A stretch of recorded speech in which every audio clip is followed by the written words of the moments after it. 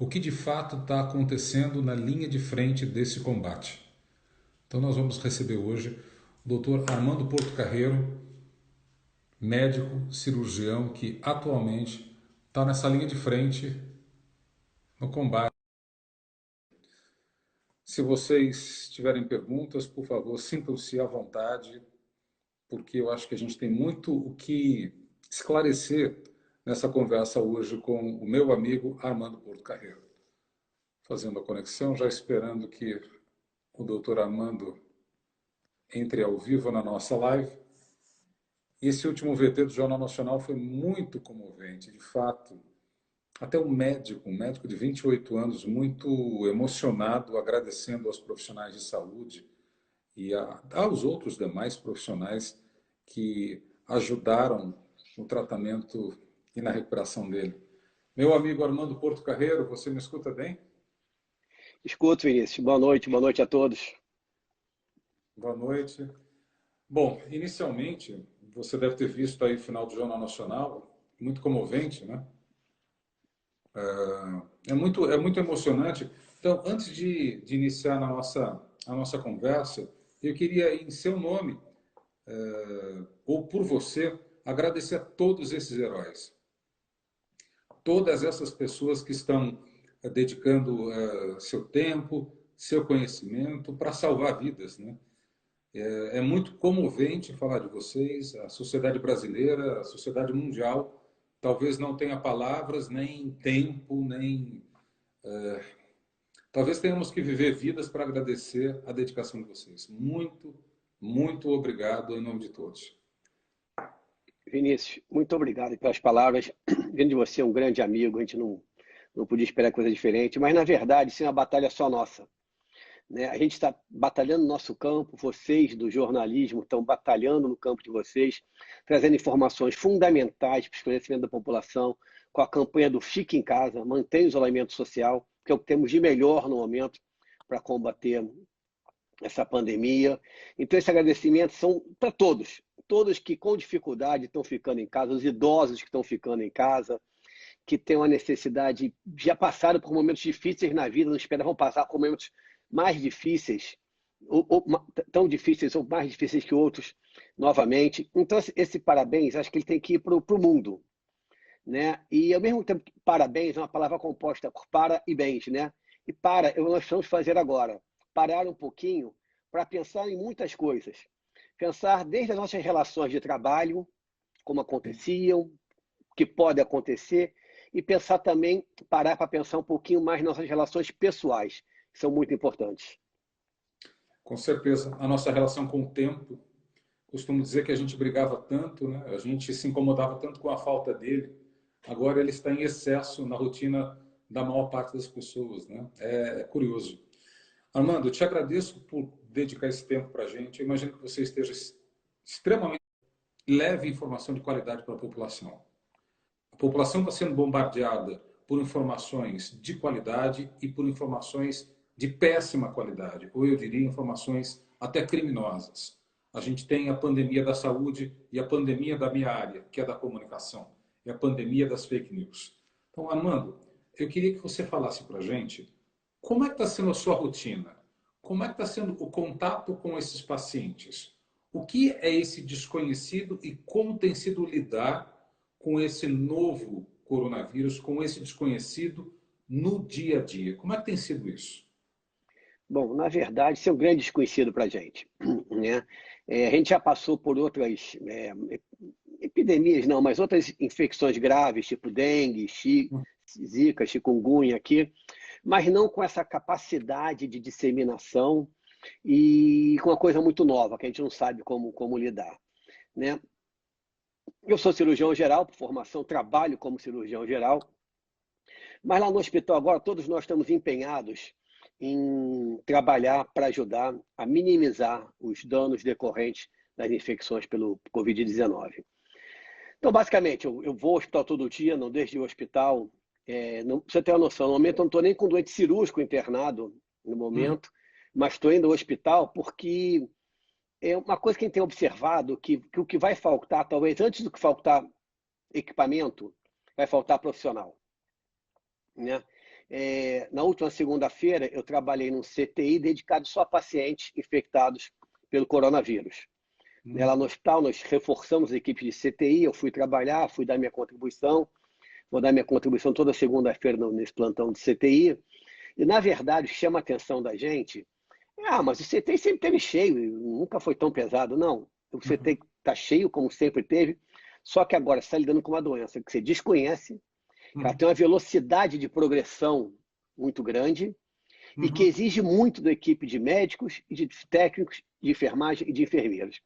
Então, eu acho que o que a gente tem que prestar muita atenção é ter profissionais para substituir os que estão agora na linha de frente, não só porque eles vão acabar se contaminando de alguma forma, por mais que a gente use os EPIs.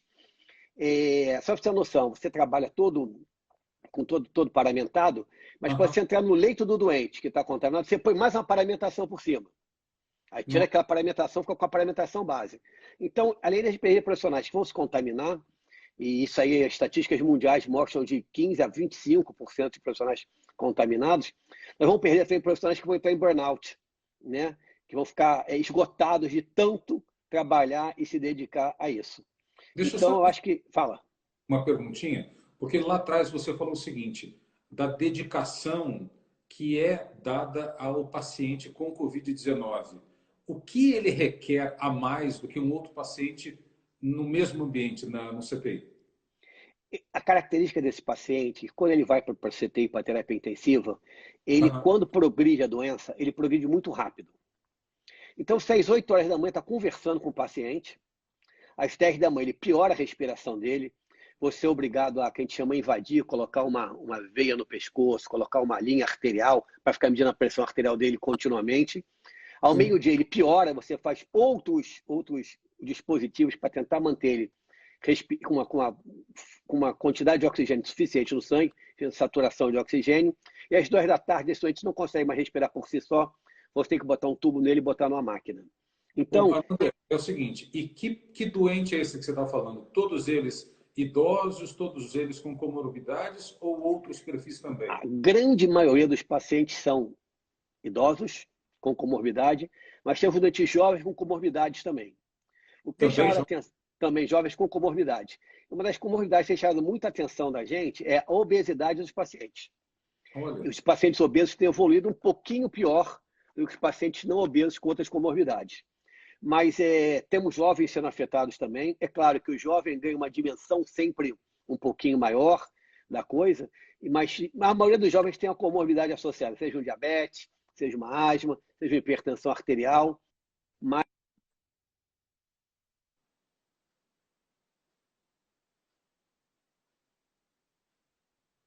a faixa etária, ela predominantemente em pacientes acima de 60 anos, mas as estatísticas brasileiras são um pouquinho diferentes das estatísticas europeias em relação a doentes mais jovens. E deixa eu lhe falar, antes, naturalmente, de a gente fazer essa live, eu entrei em contato contigo para tentar entender um pouco do que está acontecendo, e você falou da dificuldade de rotatividade de leito, ou seja, você tem leitos no CTI que você precisa ter uma rotatividade. O que é isso para que as pessoas entendam? O paciente vai ficar 3, 4, 5 dias para que esse leito seja usado por outro paciente com outro tipo de complicação, outra doença. O problema é que o paciente com a Covid-19, ele permanece muito tempo internado no CTI. A evolução do quadro é lenta no sentido de a recuperação do paciente demanda mais tempo. É correto isso? Correto, corretíssimo. Especialmente esses pacientes que vão para a ventilação mecânica, quer dizer, que não conseguem respirar sozinhos, tem que botar uma máquina para ajudar eles a respirar. O tempo de internação de um CTI é longo. Eles ficam, às vezes, 15 até 20 dias no CTI. Né? Porque em cima disso, depois, vem a infecção bacteriana, que você tem que tratar, um monte de coisas. Então, a gente tem dificuldade de ter um doente. A média de ocupação do CTI no nosso hospital é de 3, 4 dias. Né?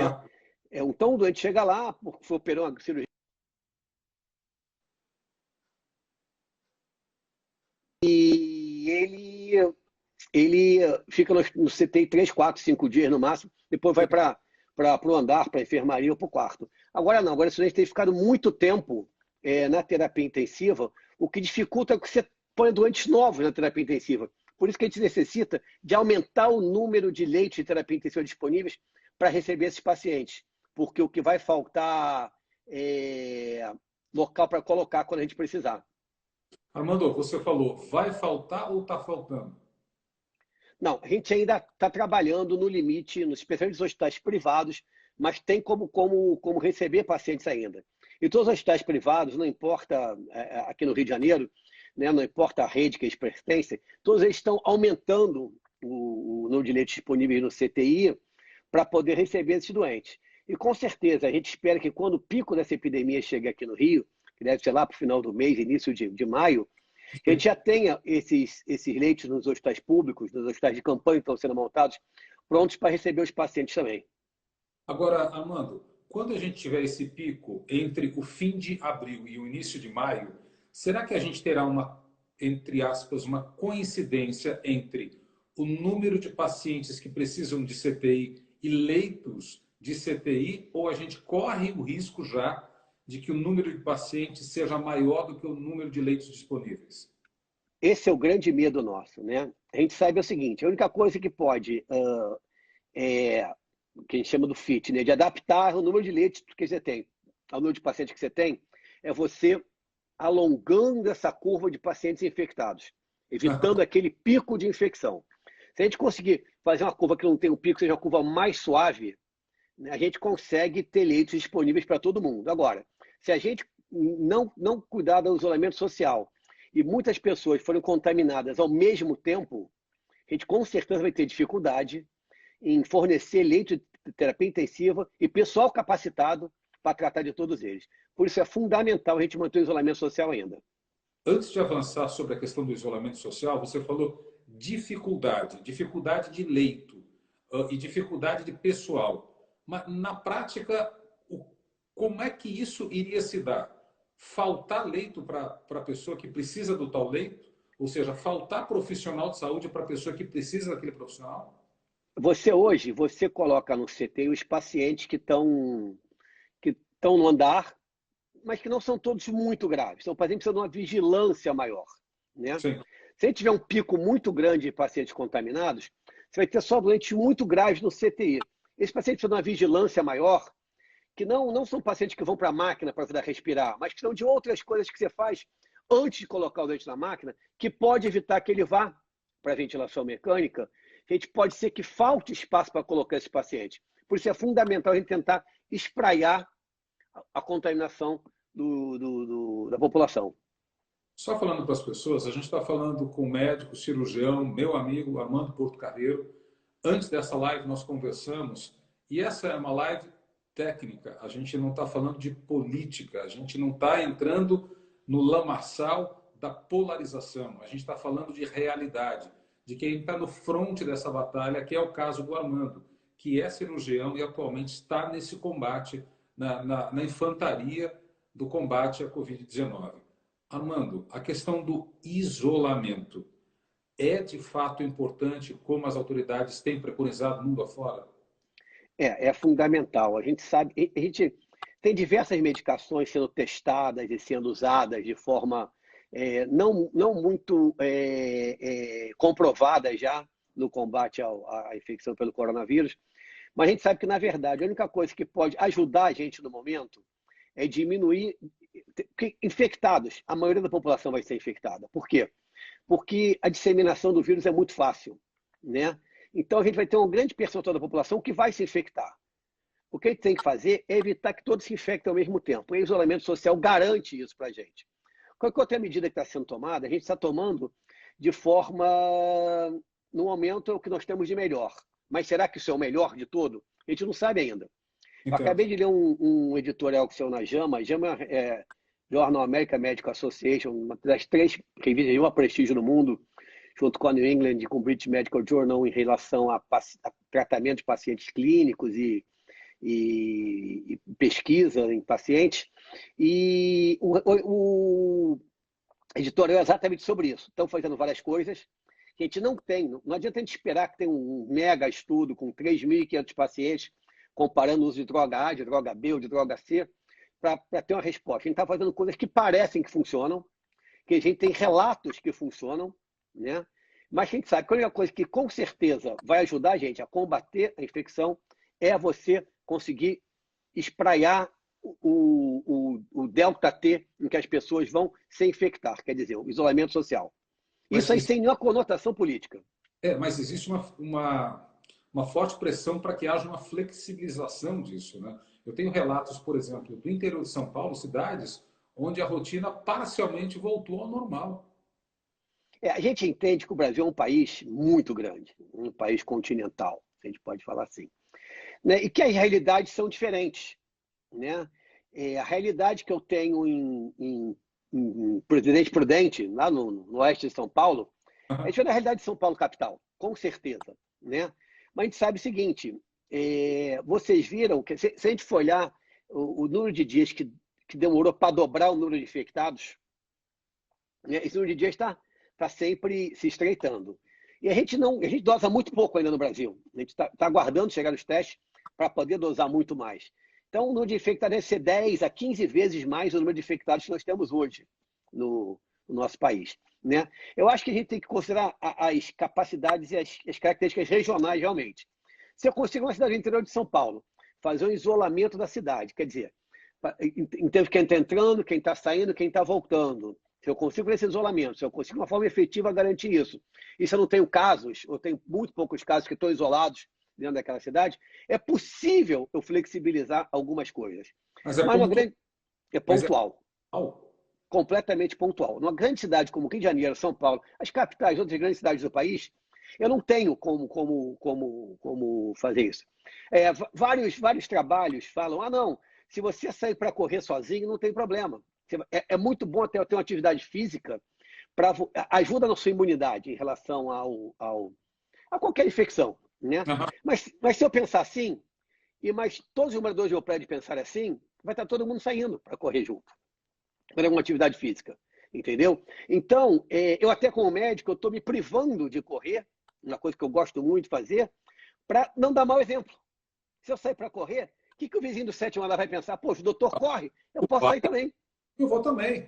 Exatamente. Vai, claro que eu vou. Exatamente. Então, é difícil numa cidade do tamanho do Rio de Janeiro você conseguir fazer uma liberação parcial das coisas. Não, eu entendo, é gostoso a gente ter a ideia clareada, e você está me clareando muitas coisas com essa nossa conversa, porque o flexibilizar num país de dimensões continentais não é uma medida, é para todos. Cada região, cada cidade, cada pedacinho desse continente chamado Brasil tem suas especificidades. Então, não é uma medida, não é um remédio que vale para 220 milhões. É um De forma remédio alguma. pontual, porque a realidade do Rio é completamente diferente do que a realidade de um pequeno município do sertão, que é diferente da realidade da Amazônia. Então, é uma análise caso a caso, e as medidas devem ser tomadas não no âmbito nacional, mas do ponto de vista pontual, né? Eu acho que a gente tem que começar a isolamento social de forma, como foi colocado, para todo mundo, é o que eu chamo de freio de arrumação. Você deu um freio de arrumação, sabe que ele está cheio? Você tem que arrumar, você dá um freio de arrumação, arrumou. Agora vamos ver, pô, sobrou um lugar ali, vamos sentar ali. Não, vocês aqui estão antes da roleta, podem passar a roleta, é um freio de arrumação. Então, depois que a gente deu o freio de arrumação, a gente conseguiu causar o impacto que a gente queria causar, todo mundo ter consciência do que é essa doença, você pode, de forma seletiva, em locais especiais, flexibilizar frente à condição do local, o entendimento da população. A gente vê que nas grandes cidades, as pessoas mesmo já estão relaxando um pouquinho. Acho que foi matéria do Jornal Nacional hoje, relaxando um pouquinho sobre isso.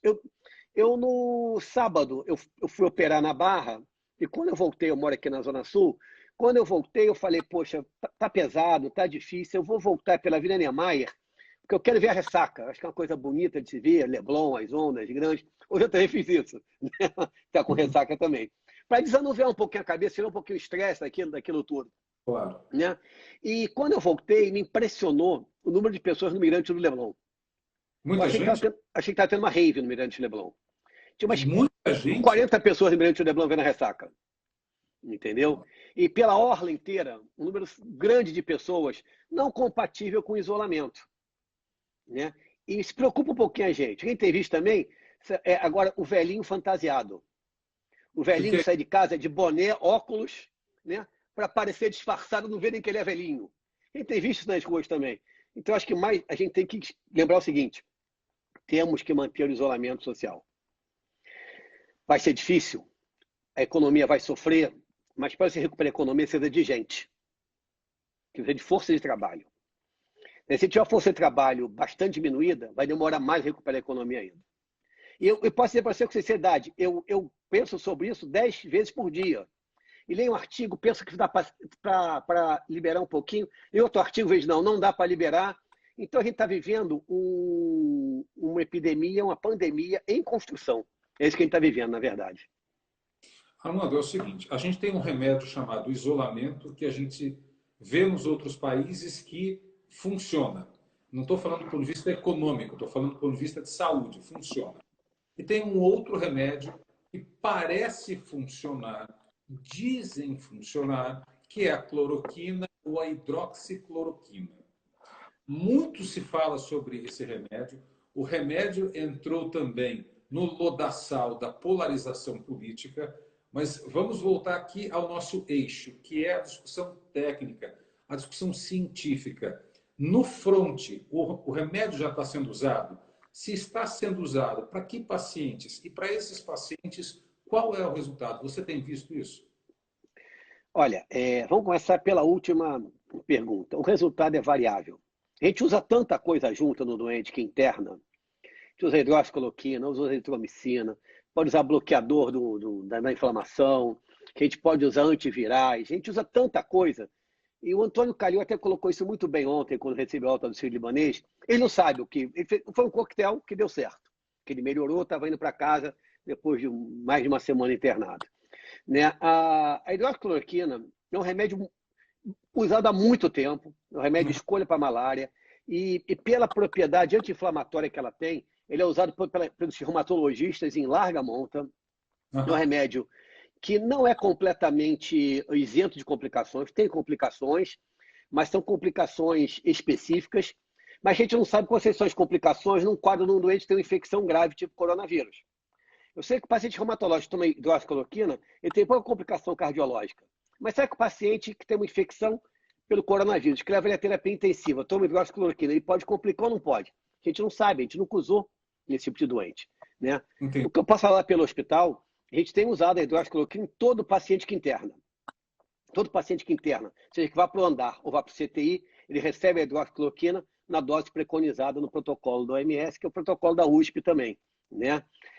Agora, o uso domiciliar, isso aí vai do cada médico, como ele está lidando com o paciente, ele conhece aquele paciente dele, e o que é importante é que você não pode chegar no pronto-socorro, te prescrever hidroxicloroquina, você ir para casa e não ter um médico que te acompanhe. Entendi. Se for usar a nível domiciliar, o médico que te prescreveu, ele vai te acompanhar e vai te responsabilizar pelos benefícios ou pelos possíveis malefícios que a droga venha a ter. Nenhuma droga isenta de complicações. As complicações nos pacientes não graves, não Covid, são bem pouco comuns, mas a gente sabe que existem. Agora, a gente não sabe como essa droga como essa droga funciona num paciente que tem uma infecção grave. Mas, por exemplo, diante de tanta incerteza, a pergunta é: devemos usar? E seguindo uma outra pergunta, o paciente está num estado tão grave, por que não usar?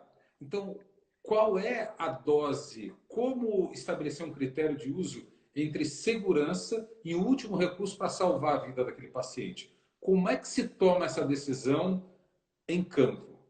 O critério do nosso hospital é todo paciente que interna e recebe hidroxicloroquina. Se a gente for olhar todo, a hidroxicloroquina começou para poucos pacientes na terapia intensiva, depois para todos os pacientes na terapia intensiva, agora para todos os pacientes que internam no hospital, independente de ir para o CTI ou não, e pode ser que ela caminhe para todos os pacientes com suspeita de infecção pelo coronavírus na residência. Mas ela só pode ser usada por recomendação médica. Não há nada que justifique o uso profilático da hidroxicloroquina no momento. Ah, não, porque eu tenho um amigo meu que ficou com Covid positivo, então eu vou usar também. Não, isso de forma alguma a gente tem como apoiar no momento, que a gente pode dizer o seguinte: A hidroxicloroquina é uma medicação que deve ser empregada nos pacientes em regime hospitalar no momento. E nós temos empregado no nosso hospital em todos os nossos pacientes. E os efeitos? Os efeitos são, de fato, muito positivos ou isso varia de paciente para paciente? Isso varia de paciente para paciente, como eu te falei. A gente usa tanta coisa junto que a gente não pode dizer que foi hidroxicloroquina que funcionou. A gente pode dizer o seguinte, ela num coquetel, ela tem tido resultados positivos. Agora, você tem literatura mundial que está saindo sobre isso, bastante conflitante. O ideal seria se tivesse um estudo que a gente chama duplo cego, quer dizer, quem recebe a droga não sabe se está recebendo a droga ou um placebo, controlados e randomizados. Quer dizer, você sorteia que vai receber o quê num grupo grande de pacientes e depois analisa. Mas a questão é não dar tempo. Não dá tempo. Exatamente o edital do JAMA hoje fala sobre isso. A gente não tem tempo para isso. Então a gente vai usar. Agora, usar sempre com supervisão médica. O início precoce minimiza a progressão? Parece que sim. Parece que sim. Mas o que acontece é o seguinte. Muitas vezes você não tem a confirmação da infecção pelo Covid. Os testes de IgM e IgG, que são testes que podem ser mais precoces no menor tempo para dar o diagnóstico, estão chegando no Brasil ainda, e está chegando sem número de testes que a gente está testando antes de usar nos pacientes, com resultados ruins. Quer dizer, a gente sabe que esse doente tem infecção por coronavírus por um outro método, a gente testa ele com esse teste e dá negativo, a gente chama de falso negativo, né? Falso negativo. A gente tem tido muito falso negativo, mas hoje em dia a tendência internou no hospital, e geralmente o doente não interna quando ele chega no hospital. Geralmente o doente vai no hospital com sintomas respiratórios. Os hospitais do Rio de Janeiro hoje estão bem preparados para isso, segregando o doente que chega com sintoma respiratório do que não chega. Só para você ter uma noção, eu estou aqui falando com vocês, a Aniela, que você conhece bem, trabalha comigo por acaso, minha esposa, está no hospital que a gente faz um sobreaviso, operando um doente agora, uma apendicite aguda, um doente que chegou lá com uma queixa respiratória de tosse e febre. Quando examinaram, ele tinha uma dor abdominal. Nossa. Ele tem uma apendicite aguda, a gente considera ele um Covid positivo, porque não tem o tempo de fazer o exame, né? Ele que deu o diagnóstico. Ela está operando toda parlamentar com os EPIs necessários para evitar a contaminação dela e da equipe esse paciente agora. Cara do Vinícius. Ela está lá agora. Entendeu? Eu estou aqui com vocês. Nossa, mano. Já que você falou sobre isso, eu queria deixar para a gente encerrar a nossa live para falar sobre isso, mas eu queria falar um pouco do aspecto pessoal. Nós que somos pais, né? Você, por exemplo, tem 4 filhas, tem as duas e mais 2 culpas, né? Nasce um filho, nasce a culpa junto. Eu sempre falo, eu tenho 2. É o Antônio e a culpa. Então, a gente fica muito culpado, quem está em campo, né? O jornalista, o médico, os outros profissionais, o medo de carregar esse vírus, né? Como fica a cabeça do médico e a cabeça do pai, da mãe nesse momento? Você sabe que eu tenho um colega muito bom, cirurgião, que trabalha comigo lá no nosso hospital, e ele se voluntariou, como eu, para dar plantão no CTI dos pacientes com Covid positivo, lá no hospital. Na véspera, ele me ligou, dizendo que tinha tido uma reunião com a mulher e com os filhos dele, e que o filho e a mulher pediram para ele não dar plantão. Não dá. Se reuniram, pediram para ele não dar esse plantão, porque eles estavam com medo que ele desse esse plantão. Falei, cara, é super compreensível isso aí, eu acho que isso aí é de cada um, eu vou entender, mas na verdade ele no outro dia foi, ajudou muito no plantão, gostou e não quer deixar de ir. Falou que ia convencer a mulher e os filhos para ir. A gente tem medo, claro que a gente tem medo, e hoje eu acordei até passou com uma conjuntivite do nada, que pode ser em 1% dos doentes, pode ser um sintoma de infecção pelo coronavírus. Falei, caramba, será que eu estou com coronavírus? Então, medo a gente tem. Quem tem que ter alguns cuidados. Quando chegar em casa, eu tô meio psicótico, eu chego em casa, eu tiro o sapato na entrada, tiro toda a minha roupa e vou direto para o banho. Eu acho que é uma coisa que todo mundo que está indo para a rua e deve fazer isso, deve fazer. Né? Tem várias perguntas chegando aqui, uma é sobre o Tamiflu, com a azitromicina. A gente também faz. Quando o doente interna, a gente não tem o painel viral dele completo, e faz Aham. o Tamiflu também, que é uma droga para tratar H1N1. Tem que ter certeza que ele tem ou não. E com certeza, todo mundo vai ter contato com esse vírus, uma hora ou outra. O que a gente quer é que essa hora demore muito para todo mundo para ter contato com o vírus. Será que todo mundo vai adoecer antes da chegada da vacina? Adoecer não, todo mundo vai se contaminar. Uma coisa é se Isso. contaminar, outra coisa é se adoecer.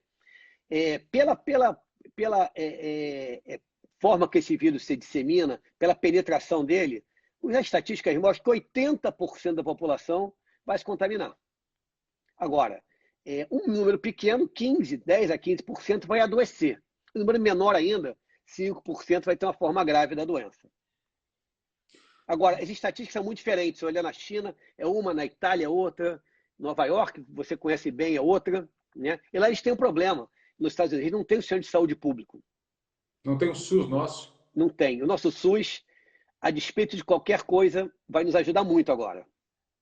Você sabe, Armando, eu dei uma palestra, foi um webinário esses dias para a Escola Superior de Propaganda e Marketing de Porto Alegre, São Paulo e Rio de Janeiro. E era um grupo de jornalistas, de professores, de alunos, e o que se discutia é a cobertura da imprensa. E algo que eu não tenho visto, e ao meu ver, pela experiência que eu tenho, é que é uma opção de não cobertura, é a realidade intra-hospitalar. Então, como é que está sendo feito lá dentro? Eu acho que por uma questão de princípios, ou talvez de zelo para que a gente não espalhe o pânico, nós não temos visto nos grandes veículos imagens de dentro do CTI, como, por exemplo, eu vi um documentário da Itália que é absolutamente assustador. Né? E qual é o relato que você faz dessa rotina? É de fato muito diferente do que a gente já viu em termos de tensão, de clima, de atmosfera pesada, de esforço de guerra? Eu posso dizer sobre esse plantão que eu dei na segunda-feira. É uma atmosfera pesada. Por quê? Está todo mundo com medo de se contaminar ali.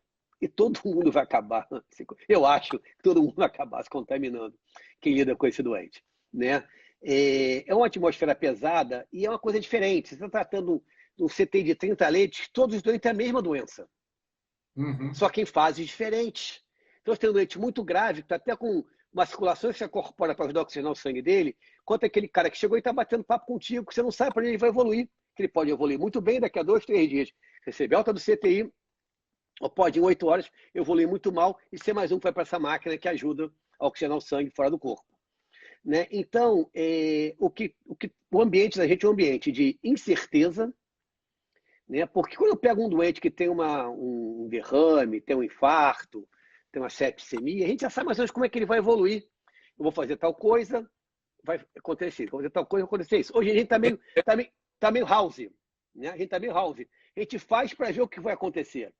Então isso gera um certo, não é desconforto, mas é uma insegurança natural no grupo.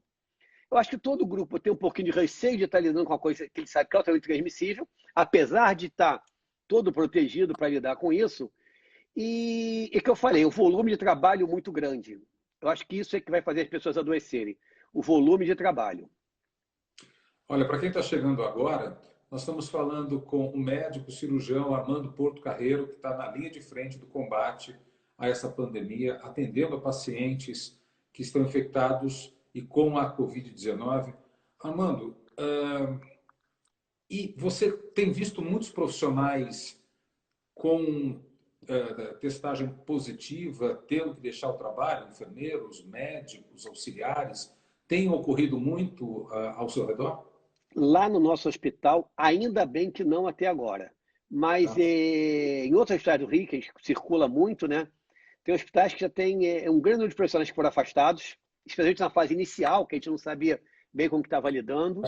Aham. E a gente tem visto o seguinte, em São Paulo, o Einstein, acho que relatou 500 profissionais de saúde afastados por suspeita de infecção.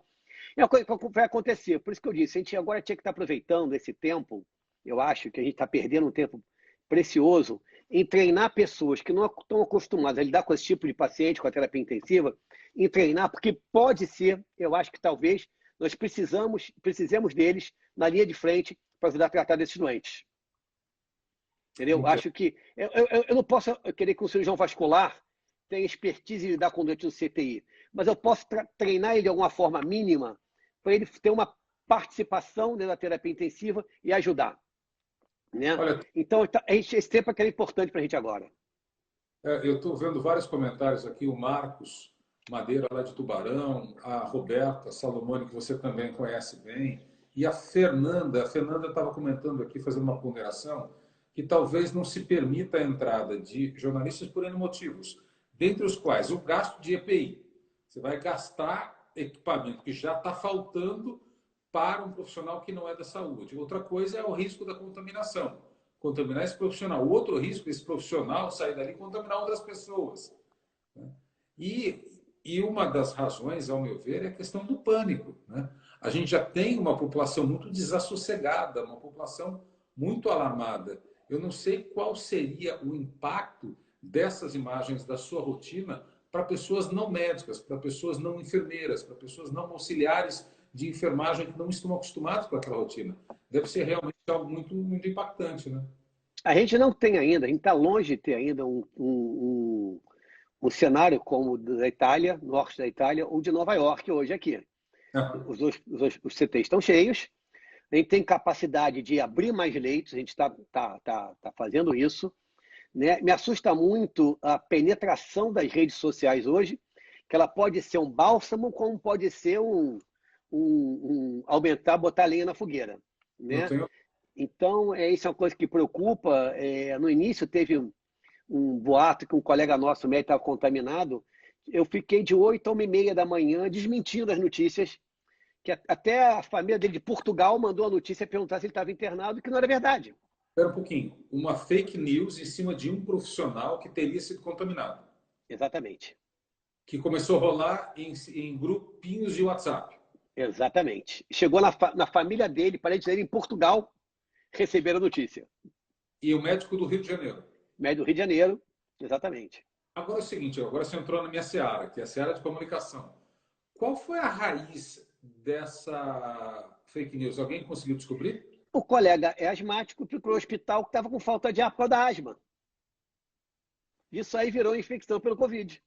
Mas como essa procura virou notícia? Virou notícia não, virou boato.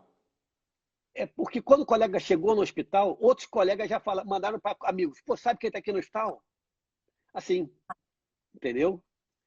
Então, isso disseminou de uma forma assim... Isso começou por volta de 2 da tarde, 1h30 da manhã eu estava desmentindo a notícia ainda. Bom, e o estrago disso, a gente está falando de algo pontual sobre a vida de um profissional. O que eu tenho visto a respeito de cloroquina, sobre isolamento, é criminoso, Armandinho, porque nesse momento de emergência médica, é um momento de se trabalhar a informação de forma profissional, de maneira profissional. Né? E eu recebi, inclusive de pessoas próximas, via WhatsApp, alguns vídeos, algumas informações. Eu falei, peraí, não passa isso, por favor. É um grande serviço. Se a população quiser fazer um grande serviço nesse momento, fica aqui o recado de quem trabalha com jornalismo há 33 anos. Não repassa, não encaminha. Ah, mas eu vi a fonte. Tudo bem, não precisa. A gente já está cheio de informação. Deixa para o profissional. Eu não quero atender um paciente, eu sou jornalista. Deixa eu atender a informação. Deixa a gente produzir isso. Deixa os cientistas, deixa os médicos produzirem também informação. Isso é para a gente profissional, né? Eu acho que é um grande desserviço que as pessoas fazem no repasse, no encaminhamento dessas notícias, né? Só para você ver, aquele colega médico da nefrologista da UERJ, que está internado aqui no Rio, no mesmo dia ele foi morto 4 vezes. Entendeu? Matavam, desmatavam, matavam, desmatavam, matavam, desmatavam ele. E ele tá vivo até hoje, melhorando. Né? 4 vezes a notícia da morte dele. No mesmo dia, por canais diferentes, fontes diferentes. E não era a mesma notícia, você via que era uma notícia diferente. Então, aquela história de quem conta um conto aumenta um ponto. Né? Então, foram aumentando, aumentando, aumentando. Né? O próprio ministro, numa das entrevistas, ele deu pêsames para a doutora de São Paulo que tinha falecido. A doutora não faleceu, entendeu? O pai dele falou para ele que ela tinha falecido e pediu desculpas depois, exatamente. É porque você, para ser levado por uma fake news, e algumas são muito bem feitas, elas roubam o cabeçalho de veículos de comunicação, de sites. E quando você lê aquilo com o cabeçalho, se você não checar, você.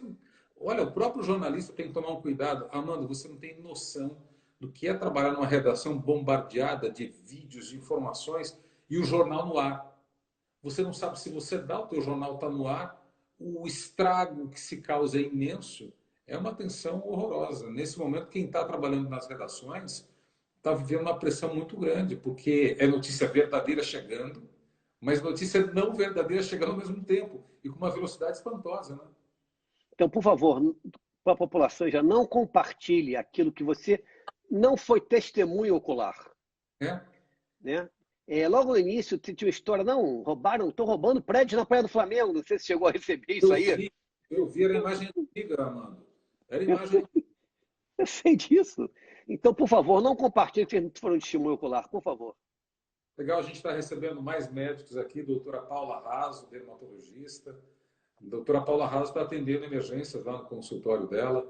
E aproveitando a chegada dela e para já ir encerrando a live, porque eu sei que você deve estar muito cansado depois de mais um dia de batalha, parabéns a todos vocês. Mas parabéns, assim, em nome de todos aqueles que não são médicos, que não são da área da saúde, porque é muito comovente a gente ver imagens como essas que a gente assistiu há pouco no Jornal Nacional, sabe?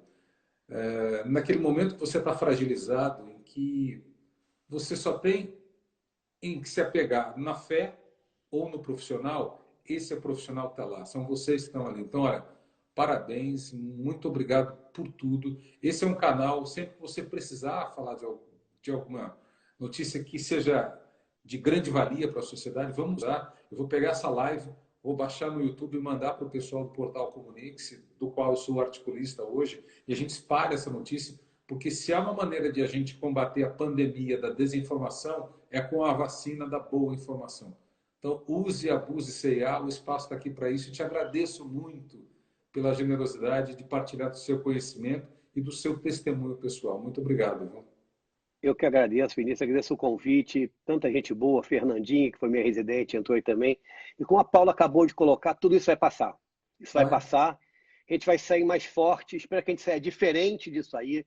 Que, como eu falei no início, que a gente reavalie nossas relações de trabalho, relações de família, relações sociais. Seja um momento que a gente, já que está em casa, não ficar só vendo Netflix, né? Vamos também pensar um pouquinho o que a gente pode fazer para, sendo bem utópico mesmo, fazer um mundo um pouquinho melhor. Né? É tão bonito você ver que a foto satélite que diminui a poluição na China, né? É que você consegue ver um céu mais estrelado. Não estou querendo ser naive, nem pensar que a gente tem que mudar radicalmente. A gente pode, em pequenas coisas, mudar. E podemos ter certeza disso.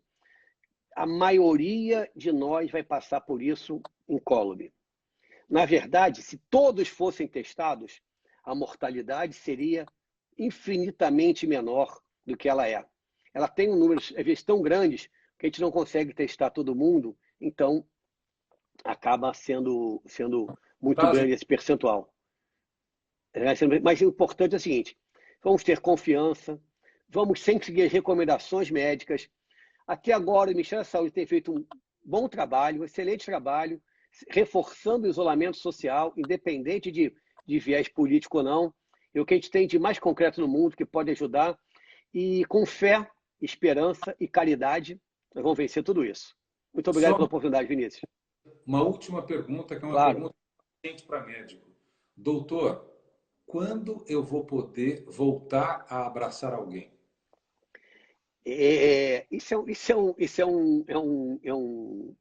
uma atitude muito latina, né? Você sabe. A filha daquele nosso amigo que foi morar em Minnesota, os pais foram chamados na escola, a menina tinha 8, 9 anos, foram chamados na escola porque sua filha tem algum problema. Mas perguntaram por que não? Porque ela chega aqui e beija todas as amiguinhas. Né? Isso é uma coisa muito nossa, do latino. Né?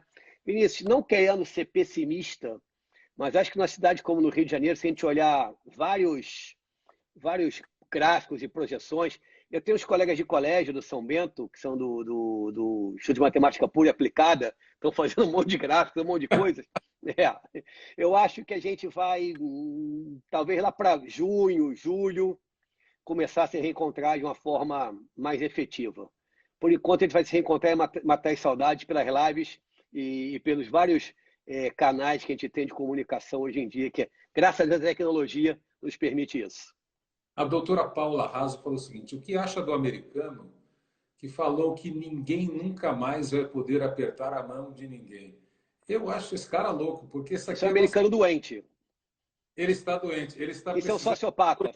Isso é um sociopata. Ele é um sociopata, fica tranquilo. Amando, obrigado, meu amigo. Obrigado, meu irmão. Abração, meu irmão. Tudo de bom para vocês. Um beijão em casa. E muito, muito obrigado por tudo. Obrigado. Obrigado a você. Fica com Deus. Um abraço. A todos, boa noite. Cuidem-se. Boa noite. Boa noite, gente. Tchau, tchau.